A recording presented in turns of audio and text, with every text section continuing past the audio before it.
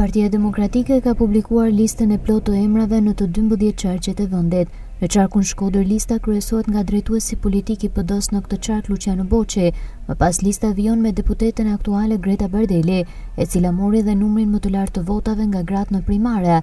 Në vendin e tretë renditet deputeti aktual dhe përfaqësuesi i Malësisë së Madhe Ramadan Likaj.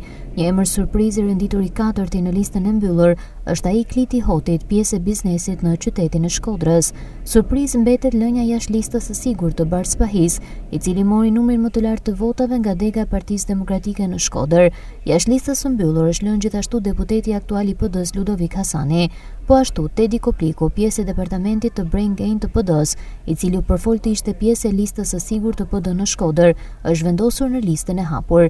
Lista plotësohet me emrat e Gentian Doj, Gloria Shlaku, Ndoc Ashta dhe Senada Mehmeti.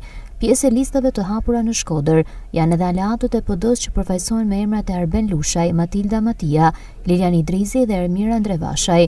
Jashtë listave ka mbetur edhe drejtuesi aktuale e Partisë Demokratike në Shkodër Elona Shkrela, e cila ishte në listën e fituesve në primaret e Shkodrës.